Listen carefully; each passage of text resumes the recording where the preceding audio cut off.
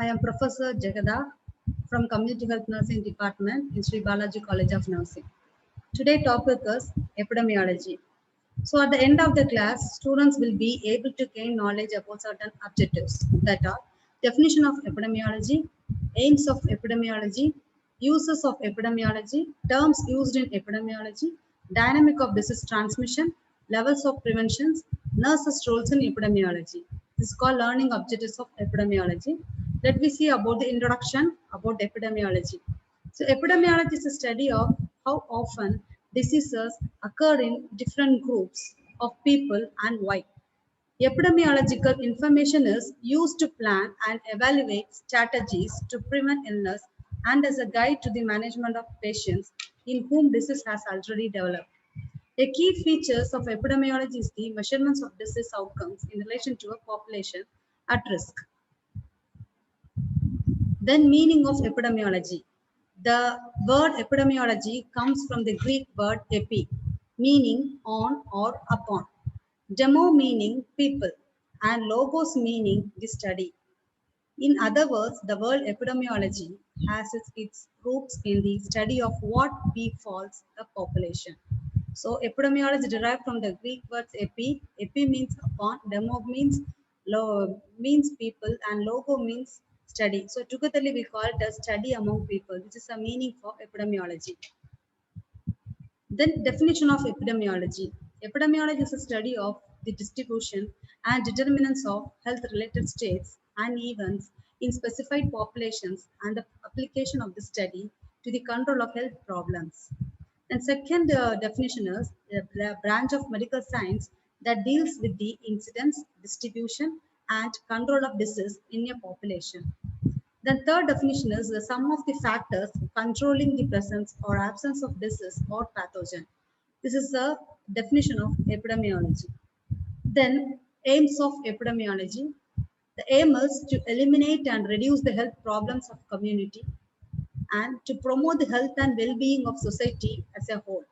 So aims of epidemiology is to eliminate and reduce the health problems of community, to promote the health and well-being of society as a whole.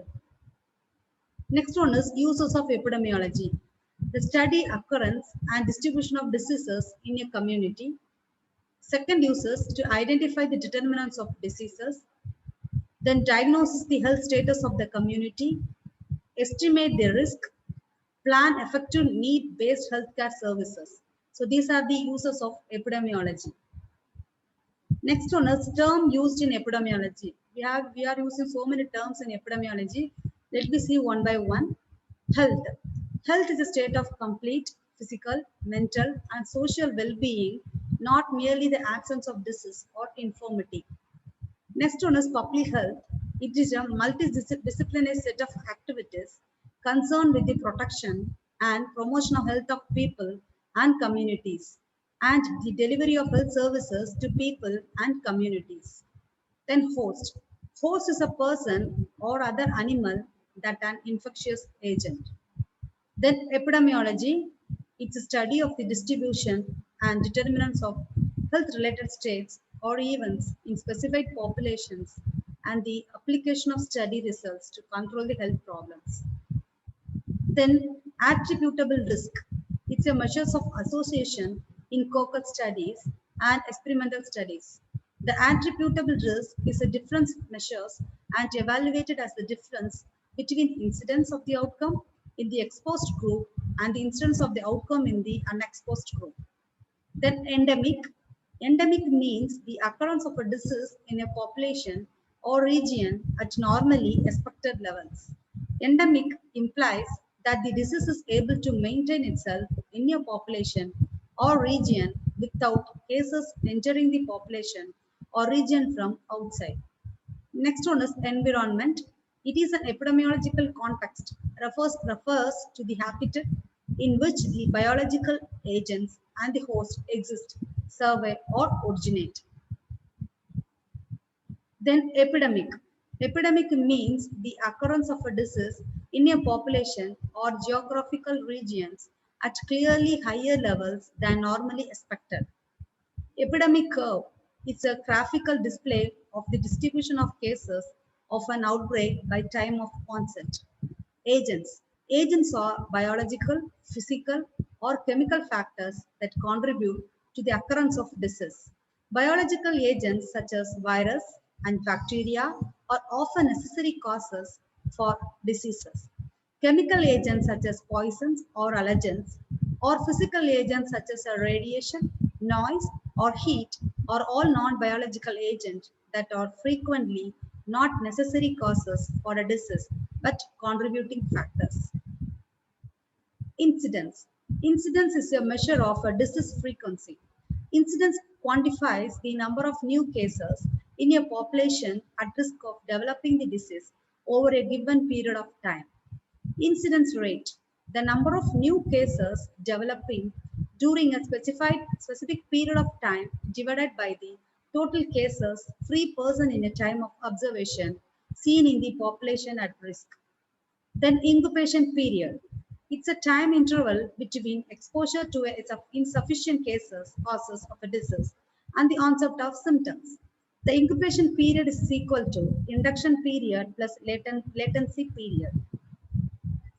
Odd ratios. It's a measures of association in case control and cross-sectional studies. Point prevalence.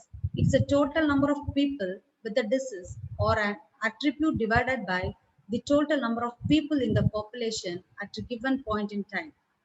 Population at risk or people under observation who initially do not have the disease or attribute but are at risk of occurring the disease or attribute. Prevalence. It's a measure of disease frequency.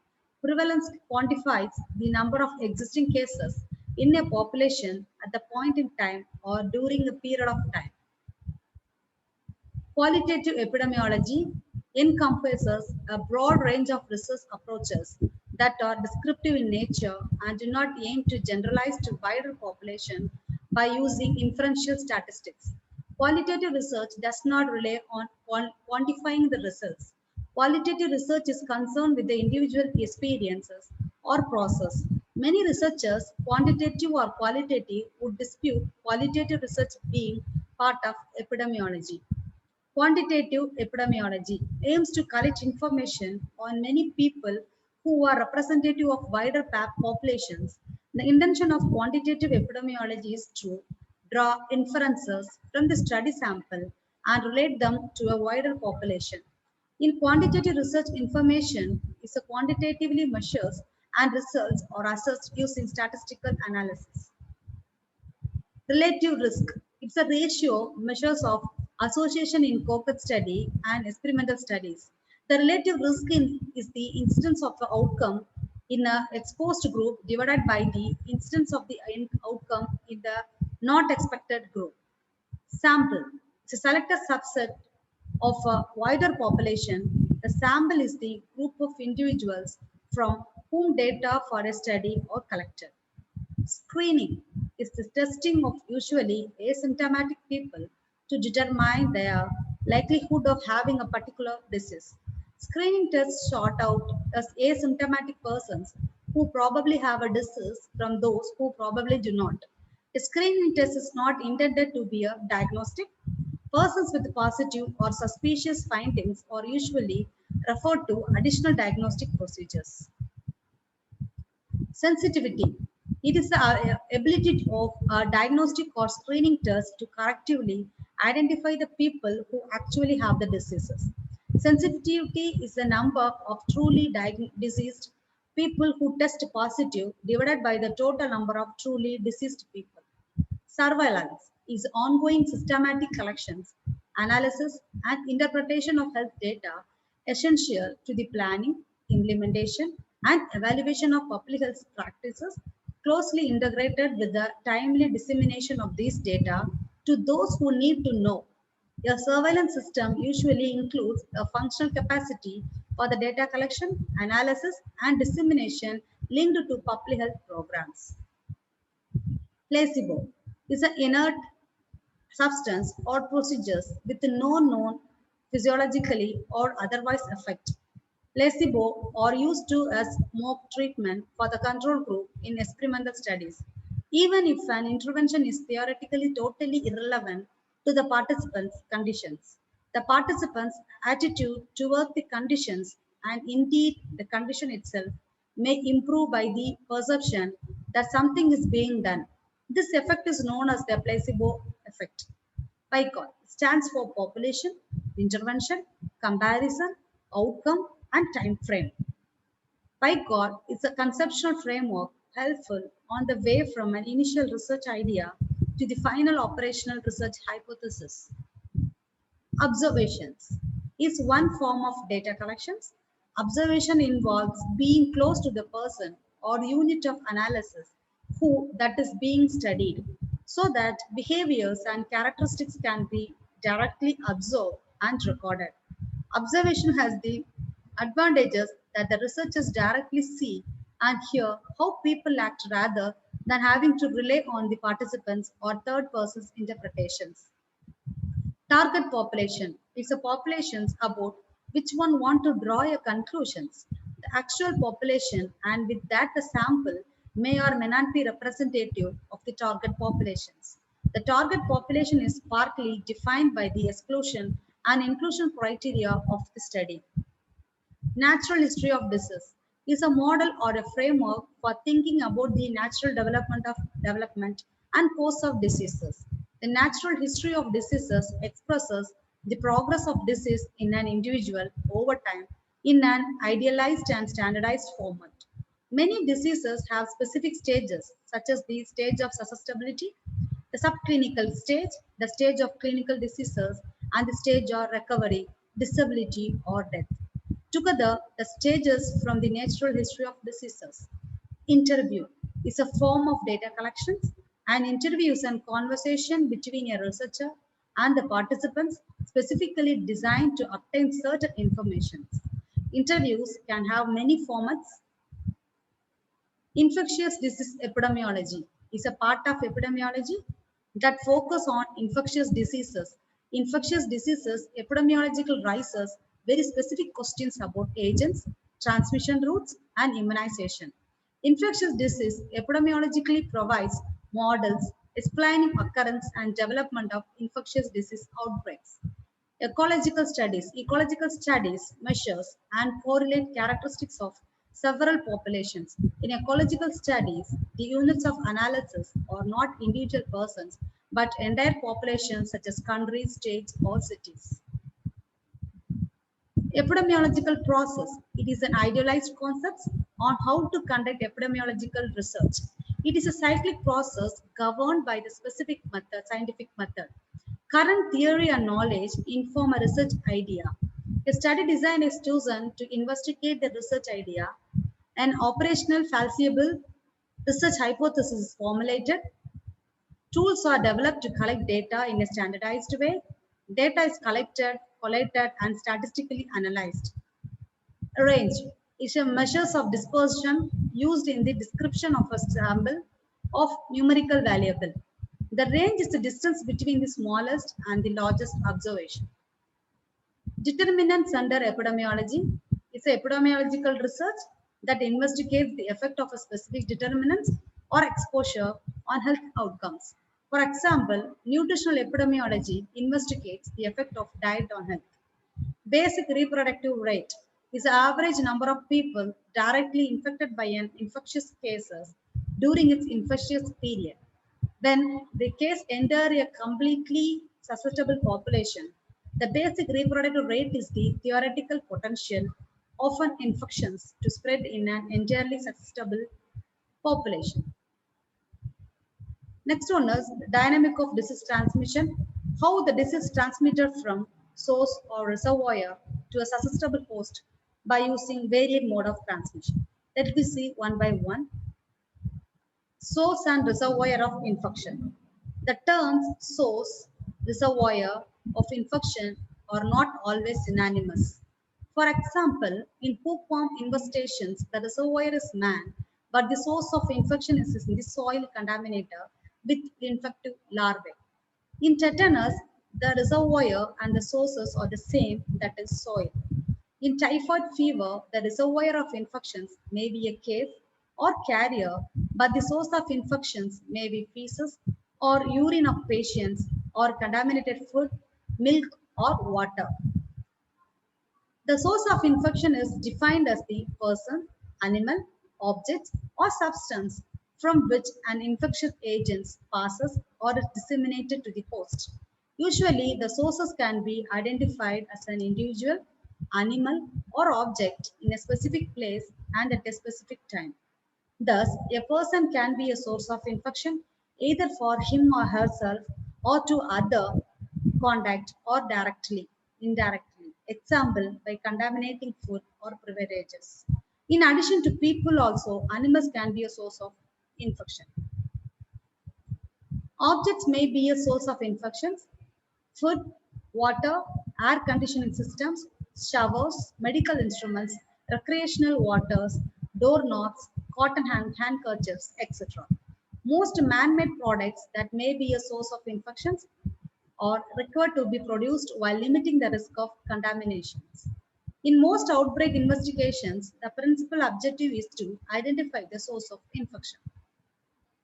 Next one is reservoir. The reservoir is defined as any person, animal, arthropod, plant, soil, or substance, or a combination of these, in which an infectious agent normally lives and multiplies, on which it depends primarily for survival, and where it reproduces itself in such a manner that it can be transmitted to susceptible host.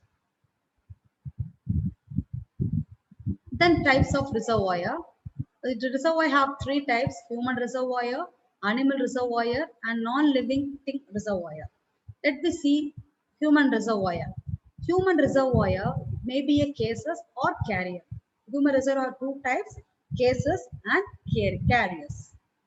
What is cases? Cases is defined as a person in the population or study group identified as having the particular disease, health disorder, or condition under investigations. So, case is defined as a person in the population or study group identified as having the particular disease, health disorders, or conditions under investigations. A variety of criteria may be used to identify the cases through clinical, biochemical, or laboratory method. Then clinical illness may be mild or moderate. Typical cases or atypical, severe, or fatal, depending upon the gradient of involvement. And types of cases in epidemiological terminology, the terms primary cases refer to the first cases of a communicable diseases introduced into the population unit being studied. The term index case refer to the first case to come to the attention of the investigator. It is not always the primary case. The secondary cases are those developing from contact with primary case. Then carriers.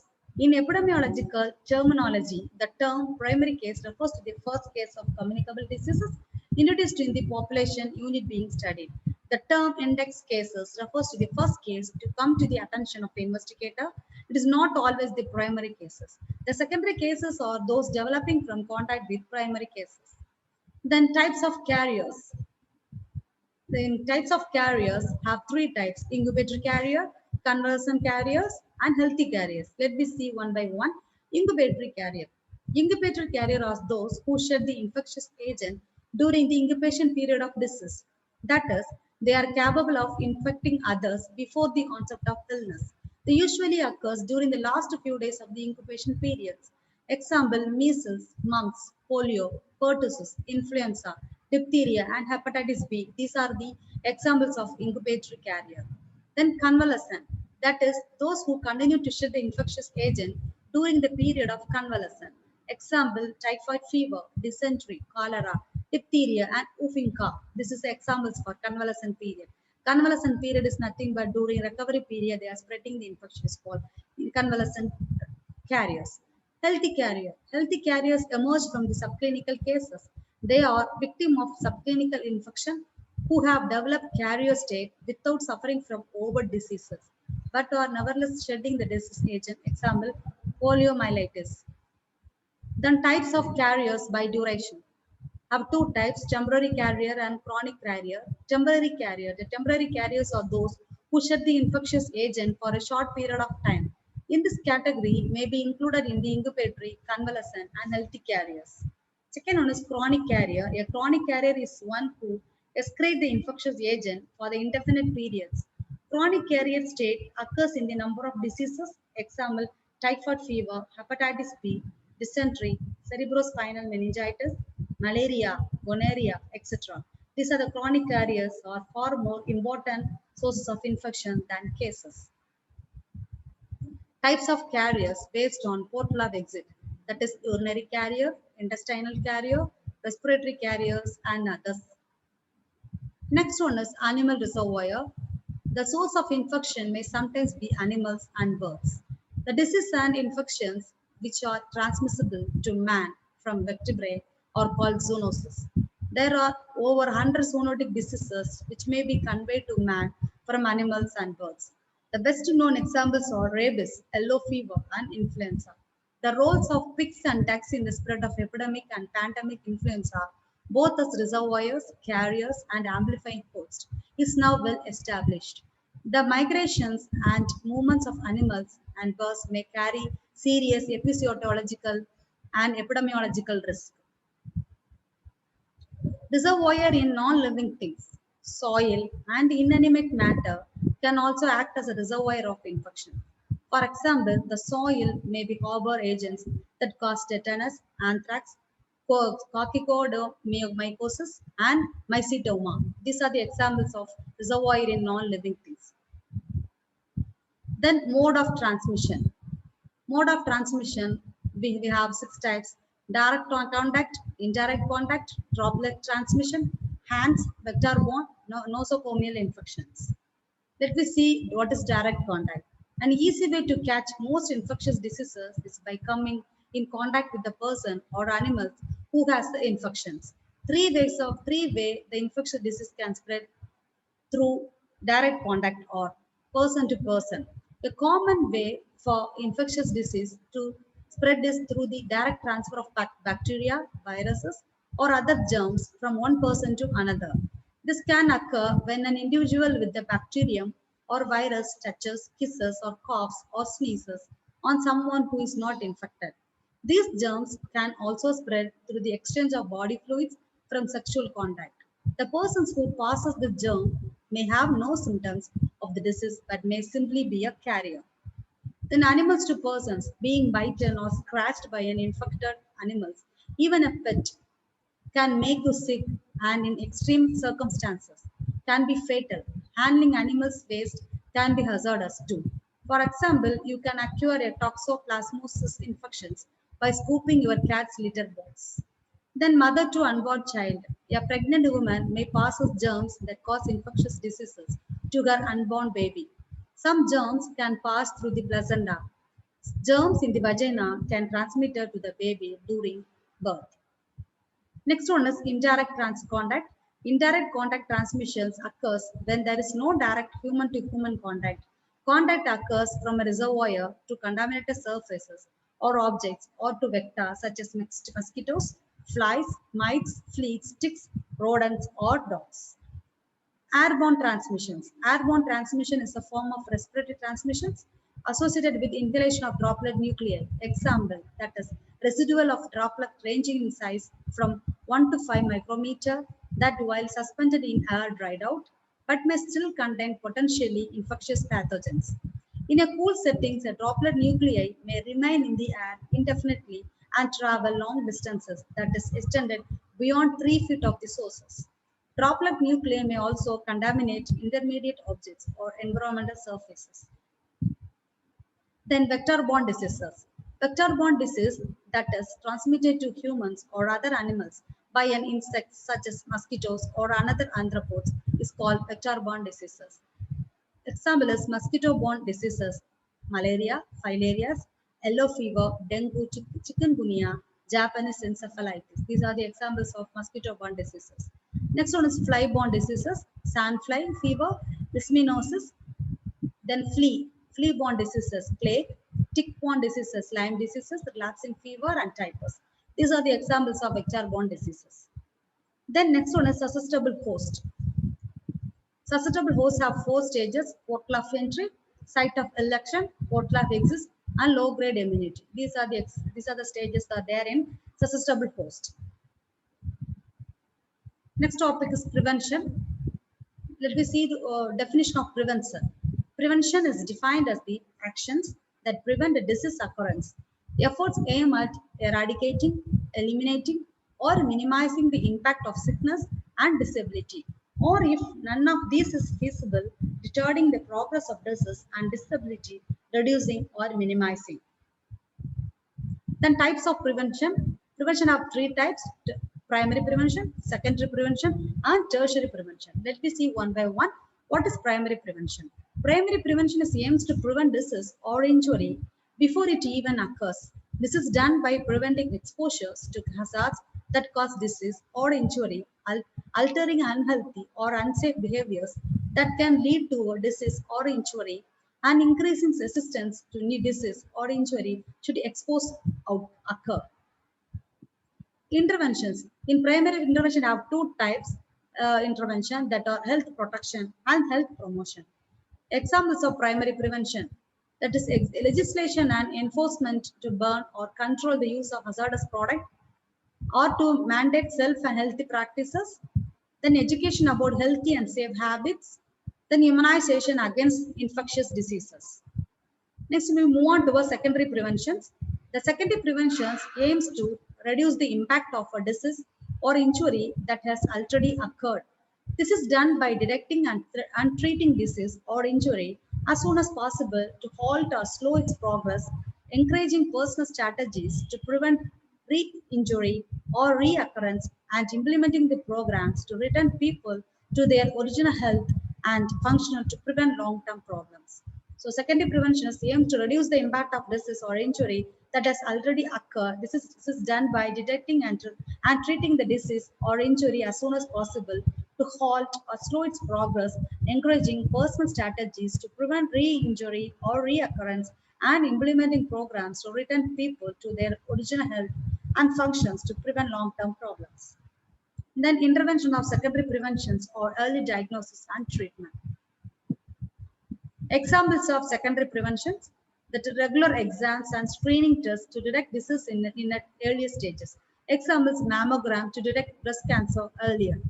And then daily low dose aspirins and or diet and exercise programs to prevent further heart attacks or strokes. Suitably modified work so injury or ill workers can return safely to their jobs. Then tertiary prevention. Tertiary prevention aims to soften the impact of an ongoing illness or injury that has lasting effects. This is done by helping people manage long-term, often complex health problems and injuries, in order to prove as much as possible their ability to function, their quality of life, and their life expectancy. So tertiary prevention aims to soften the impact of an ongoing illness or injury that has lasting effect. This is done by helping people manage long-term, often complex health problems and injuries. Example: chronic diseases and permanent impairments. In order to improve such much as possible their ability to function, their quality of life, and their life expectancy.